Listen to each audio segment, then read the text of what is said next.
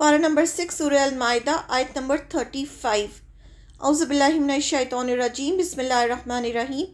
لفظی ترجمہ، یا ایھا الذین، اے لوگوں جو آمنو ایمان لائے ہو، اتقوا اللہ، ڈرو اللہ سے، وابتغوا اور تلاش کرو، الیہ طرف اس کے، وسیلتا وسیلہ، ذریعہ، وسیلہ کا مطلب ہوتا ہے ذریعہ، وجاہدوا اور جہاد کرو، فی سبیلہ اس کے راستے میں، لعلکم تاکہ تم تفلحون تم فلاح پا جاؤ، یعنی تمہیں سکسس مل جائے۔ یہاں پر سکسس کے لیے اللہ تعالیٰ نے چیزیں بتائیں کہ کس چیز سے تمہیں سکسس ملے گی۔ اے ایمان والو، اللہ سے ڈرتے رہو اور اس کا قرب حاصل کرنے کا ذریعہ تلاش کرو، وسیلہ تلاش کرو جس کے ذریعے تم اس کے نزدیک ہو جاؤ اللہ کے، اور اس کے راستے میں جہاد کرو تاکہ تم کامیاب ہو۔ لوگ کیا کرتے ہیں، وسیلے کے لیے کسی پیر اولیاء ان کی جا کے ان کی جو ہے شرک کرنا شروع کر دیتے ہیں، ان کی بات ماننا شروع کر دیتے ہیں، اور قبروں پہ جانا شروع کر دیتے ہیں اور ان سے وسیلہ چاہتے ہیں۔ لیکن یہاں پر کس وسیلے کی بات ہو رہی ہے ہم دیکھیں گے۔ اللہ تعالیٰ ایمان والوں کو حکم دے رہے ہیں، اے ایمان والو، یہ 3 کام کرو گے تو تم کامیاب ہو جاؤ گے، یعنی اگر تمہیں کامیابی چاہیے تو پھر یہ 3 کام کرو۔ پہلا، اے ایمان والو، اللہ سے ڈرتے رہو۔ سب سے پہلا جو ہے اللہ کا خوف ہونا چاہیے۔ اللہ سے ڈرتے رہو، جو بھی کام کرو یہ سوچو کہ اللہ تمہیں دیکھ رہا ہے، اس لیے اس کی نافرمانی نہ کرو اور اس کے غصے سے ڈرو، یعنی ہر وقت بندے کو یہ احساس ہونا چاہیے کہ اللہ تعالیٰ اسے دیکھ رہے ہیں، اللہ تعالیٰ سمیع العلیم ہے، اللہ تعالیٰ اس کو سن سکتے ہیں، اللہ تعالیٰ ہر چیز کو جاننے والے ہیں۔ تو اس کو گناہ کرنے سے پہلے، نافرمانی کرنے سے پہلے اللہ سے ڈرنا چاہیے کہ اللہ تعالیٰ یہ کام کرنے سے کہیں ایسا نہ ہو کہ اللہ تعالیٰ مجھ سے ناراض ہو جائیں۔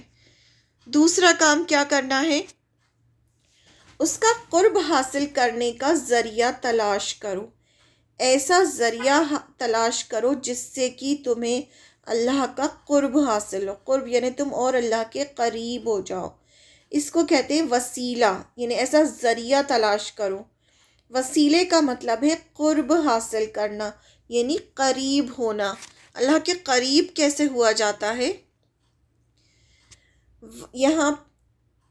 یہاں قرب حاصل کرنے کے لیے لفظ وسیلہ آیا ہے، یعنی ہر وہ نیک کام جو اللہ تعالیٰ کو خوش کرنے کا ذریعہ بن سکے، ایسے نیک کام کر کے اللہ کے اور قریب ہو جاؤ، یعنی ایسے کام کرو جس سے کہ اللہ تعالیٰ تم سے خوش ہو جائیں۔ اللہ تعالیٰ تم سے خوش ہو جائیں گے تو اللہ تعالیٰ تمہیں اپنے قریب کر لیں گے۔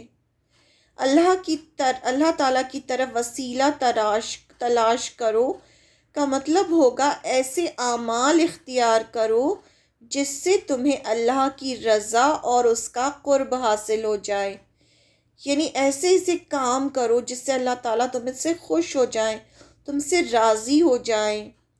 اسی طرح جن باتوں سے روکا گیا ہو ان کا چھوڑ دینا بھی قرب الہی کا وسیلہ ہے، یعنی یہ نہیں کہ صرف اچھے کام کرو اور ساتھ میں جس کاموں سے اللہ تعالیٰ نے منع کیا وہ بھی کرتے جاؤ، نہیں، اچھے کام کرو اور وہ سارے کام چھوڑ دو جس سے اللہ تعالیٰ نے روکا ہے، یعنی سارے حرام کام چھوڑ دو، تو وہ بھی اللہ کے نزدیک ہونے کا ذریعہ بنتا ہے۔ حدیث میں مقام محمود کو بھی وسیلہ کہا گیا ہے۔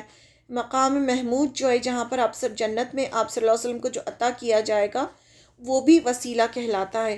اس لیے آپ صلی اللہ علیہ وسلم نے فرمایا کہ جو اذان کے بعد میرے لیے دعا وسیلہ کرے گا، جو اذان کے بعد ہم لوگ دعا کرتے ہیں، اذان کے بعد کی دعا، اس میں ہم آپ صلی اللہ علیہ وسلم کے لیے وسیلہ مانگتے ہیں، یعنی وہ جگہ مانگتے ہیں جو آپ کو عطا کیا جائے گا جنت میں، تو وہ میری شفاعت کا مستحق ہوگا۔ تو یہ وسیلے کا ایک مطلب یہ بھی ہوتا ہے. لیکن یہاں جو وسیلہ آیا ہے وہ اللہ کے قرب حاصل کرنے کے لیے، یعنی ایسے نیک کام کرنا جس سے ہم اللہ کے قریب ہو سکیں.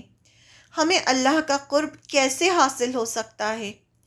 سجدوں کی کثرت سے، یعنی فرض کے ساتھ ساتھ نفلوں کی پابندی کرنے سے بھی اللہ کا قرب حاصل ہو سکتا ہے. انسان سجدے کی حالت میں اللہ کے سب سے قریب ہوتا ہے. اب فرض کے ساتھ ساتھ یعنی فرض نمازوں کے ساتھ نفل نمازیں پڑھیں، فرض روزوں کے ساتھ نفل روزے بھی رکھیں، جو بھی جیسے زکوٰۃ فرض ہے تو صدقہ بھی ادا کریں. صدقہ کیا ہے؟ نفل ہے. تو جتنی بھی فرض عبادات ہیں ان کے ساتھ نفل یعنی ایکسٹرا کام بھی کریں اللہ کو خوش کرنے کے لیے. پھر اخلاص سے یعنی خالص صرف اللہ کے لیے نیکی میں جلدی کرنے سے اللہ کا قرب حاصل ہوتا ہے. جس نیکی کے بارے میں بھی سوچیں اور موقع ملے اسے فوراً کریں. جیسے ہی نیکی کا موقع ملے فوراً کر لینا چاہیے، ورنہ قیامت کے دن انسان حسرت کرے گا کہ کاش میں اور نیکیاں کر لیتا. جیسے حضرت ابوبکر صدیق رضی اللہ عنہ اور حضرت عمر کے بیچ میں ہمیشہ کمپٹیشن ہوتا تھا نیکی کرنے کے لیے. جیسے ہی کوئی نیکی کا موقع ملتا تھا حضرت عمر بھی کرنا چاہتے تھے، حضرت ابوبکر صدیق بھی کرنا چاہتے تھے، اور حضرت ابوبکر صدیق رضی اللہ عنہ پہلے کر لیتے تھے ہمیشہ، اور ہمیشہ جیت جاتے تھے. تو یہ جو ہے جیسا ہی موقع ملے کسی بھی نیکی کا فوراً کر لینا چاہیے. دوسرے جیسے ہی ہم تھوڑا سا سوچنا شروع کرتے ہیں تو شیطان ہمیں بہکانا شروع کرتا ہے. پھر ہمارا نفس کہتا ہے ارے ابھی تھوڑے ٹائم بعد کر لینا، چلو بعد میں کر لینا. ایسے کر کے پھر ہم لیزی ہو جاتے ہیں، پھر وہ نیکی کا جو موقع ملا ہوتا ہے ہمیں اللہ کی طرف سے وہ رہ جاتا ہے. تیسرا کام کیا بتایا گیا اس آیت میں؟ فلاح کے لیے، کامیابی کے لیے، اور اس کے راستے میں جہاد کرو تاکہ تم کامیاب ہو. کامیابی کے لیے اللہ کے راستے میں جہاد کرنا بہت زیادہ ضروری ہے. لیکن سب سے پہلے ہمیں معلوم ہونا چاہیے کہ جہاد کا مطلب کیا ہے. جہاد یعنی اللہ کے راستے میں ہر طرح کی کوشش اور محنت، اس کو جہاد کہتے ہیں. اللہ کے راستے میں کوشش اور محنت کرنے کو جہاد کہتے ہیں. جد و جہد، اسٹرگل کرنا. اب کس سے اسٹرگل کرنا؟ یعنی جو بھی تم کو خدا کی مرضی کے مطابق چلنے سے روکے اور اللہ کی راہ سے ہٹانے کی کوشش کرے. یعنی آپ اللہ کی مرضی پر، اللہ کے راستے پر چلنا چاہتے ہیں، کوئی بھی آپ کو اس راستے پر چلنے سے روکے، اس راستے سے ہٹانے کی کوشش کرے جو تمہیں خدا کا بندہ نہ بننے دے. آپ چاہتے ہیں کہ آپ بندگی کریں اللہ کی، اللہ کے سامنے سرنڈر کریں، لیکن کوئی آپ کو اللہ کا بندہ نہ بننے دے، تمہیں اللہ کے سوا کسی اور کا بندہ بننے پر مجبور کر دے. یعنی تم اللہ کی بندگی چھوڑ کے وہ مجبور کرے کہ تم کسی اور کی بندگی کرو، اس کے خلاف جنگ کرو. اب اس کے خلاف جنگ کرنی ہے، وہ چاہے وہ تمہارا نفس ہو یا شیطان ہو یا کوئی باہری دشمن ہو. کون کون ہو سکتا ہے یہ تین کاموں سے روکنے والا؟ ہمارا سب سے بڑا دشمن کون ہو سکتا ہے جو ہمیں اللہ کے راستے سے روکے، جو اللہ کے راستے سے ہٹانے کی کوشش کرے، جو اللہ کا بندہ نہ بننے دے اور کسی اور کا بندہ بننے پر مجبور کرے؟ کون ہے وہ تین لوگ؟ کون ہیں؟ ایک تو تمہارا نفس، یعنی انسان خود. انسان کا جو نفس ہے وہ سب سے بڑا اس کا دشمن ہے. یعنی وہ خود اس کو روکتا ہے، کیونکہ گناہوں میں بہت لذت ہے نا، تو وہ گناہ کرنا چاہتا ہے. وہ اللہ کی راہ میں چلنے کا کیا مطلب ہے؟ اللہ کی راہ میں چلنے کا مطلب ہے قربانیاں کرنا، نمازیں پڑھنا، روزے رکھنا، صدقہ کرنا. تو کون اس چیز سے روکتا ہے؟ سب سے پہلے تو انسان کا خود کا نفس، اس کا خود کا ضمیر اس کو روکتا ہے اس چیز سے. تو اس کو سب سے پہلے اس سے جد و جہد کرنا، اس سے جہاد کرنا ہے، اس کو جہاد بن نفس کہا جاتا ہے۔ پھر دوسرا کون ہے؟ شیطان۔ اگر نفس اپنا کام کر لیتا ہے تو شیطان کو کچھ اپنا کام کرنے کی ضرورت ہی نہیں پڑتی، کیونکہ شیطان تو خود یہی چاہتا ہے کہ اللہ کی بندگی نہ کرو، اللہ کی اطاعت نہ کرو، تاکہ سب کے سب اس کے ساتھ جہنم میں جائیں۔ تو جب انسان، ایک تو اس کا نفس ہو گیا دشمن، دوسرا شیطان، اور تیسرا کوئی بھی باہری دشمن۔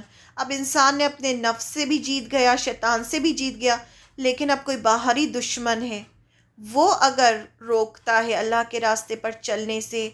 اب اس میں وہ باہری دشمن کوئی انسان بھی ہو سکتا ہے، اس کا مال بھی ہو سکتا ہے، اور دنیا بھی ہو سکتی ہے، کچھ بھی ہو سکتا ہے۔ تو ان سب سے لڑنے کا نام، جد و جہد کرنے کا نام جہاد ہے۔ تو جو یہ سب کام کرے گا وہ کامیاب ہوگا۔ اسی جد و جہد پر تمہاری کامیابی ٹکی ہوئی ہے۔ یعنی 3 کام کرو گے، اللہ سے، اللہ کا تقوی اختیار کرو گے، اللہ سے ڈرو گے، دوسرا وسیلہ تلاش کرو، اللہ سے قرب حاصل کرنے کے لیے اچھے اچھے کام کرو، تیسرا جب انسان اچھے اچھے کام کرتا ہے تو رکاوٹیں آتی ہیں تو جہاد کرو، وہ رکاوٹوں کو دور کرنے کی کوشش کرو۔ اگر تم یہ 3 کام کرو گے تو تم کامیاب ہو جاؤ گے۔